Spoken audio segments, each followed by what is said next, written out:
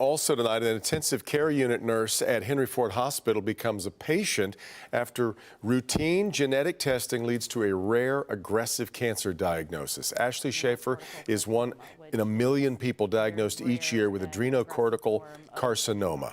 It took a number of surgeries to remove the cancer, which keeps coming back. Our Pamela Osborne sat down to talk with her and talk about the difficult path that so few other people have walked. Pamela.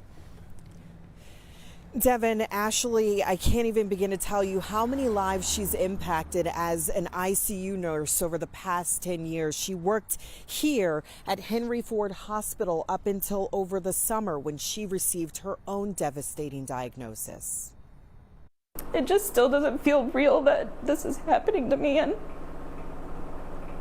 I just think it's like a nightmare that I'm like waiting to wake up from. 34-year-old Ashley Schaefer was helping to save lives when she learned she was in a fight for her own. I was about 9 weeks pregnant working in the ICU, and I came home from work one morning because I did midnight shift.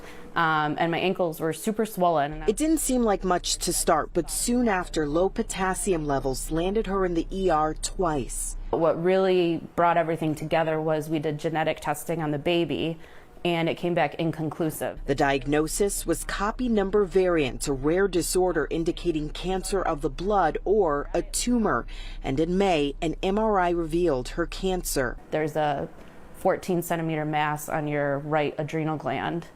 And it needs to come out. Doctors removed a mass the size of a football, but part of the tumor ended up blocking vessels in her heart. She nearly died but survived the surgeries. Her baby boy Noah did not. She spent 15 days in her own ICU. She was recovering when she says she got the news of her worst case scenario. Adrenocortical carcinoma, which is a very rare and aggressive form of adrenal cancer. 7 weeks after her surgery, the cancer was back. But this time it was now in my liver. Throughout it all, her husband and their girls have been there, lifting her up. Friends have been there too, fundraising to help cover the cost of treatments. Treatments deemed experimental by insurance. People I never would have expected to buy a shirt sent me their picture, and I'm like, oh my God, you know, it's just amazing to know like the amount of people that we have behind us. There are good days and not so good days, but Ashley is hopeful about her new course of treatment. My biggest fear is, you know, not being here. I just want to be around to see my girls grow up, and I just want treatment to work.